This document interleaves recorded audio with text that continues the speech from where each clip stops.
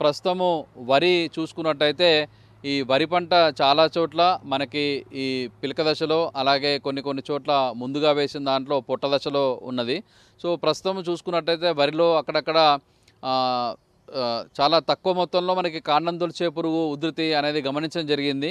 But దీనికి గాను ఏందంటే చాలామంది రైతులు ఈ కాండం తొలిచే పురుగుకి అని చెప్పేసి గుళికలు వేయడం అనేది చూస్తున్నాము.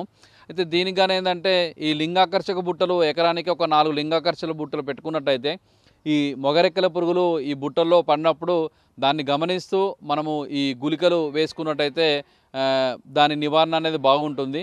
సో అలా కాకుండా చాలామంది ఏందంటే నాట్లు పెట్టాక మామూలుగానే గుళికలు వేయడం అనేది చాలా చోట్ల మనం గమనిస్తున్నాము.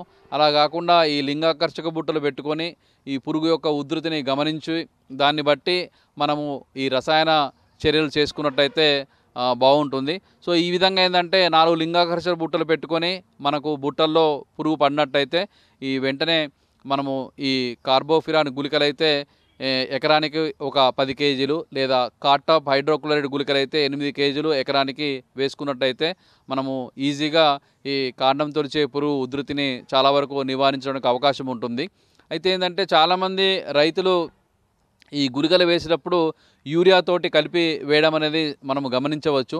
మరి అలా కాకుండా ఏందంటే యూరియా ఎప్పుడు కూడా బురద పదంలో వేయాలి. గుళికలు వేసేటప్పుడు మాత్రం కంపల్సరీగా నీళ్లు అనేది ఒక 3 నుండి 5 సెంటీమీటర్లు నీళ్లు పెట్టినప్పుడే ఈ గుళికలు వేసుకోవడం అనేది మనం గమనించాలి. సో ఈ విధంగా రైతులందరూ కూడా ఏందంటే యూరియాతోని కలిపి మాత్రం వేయకూడదు.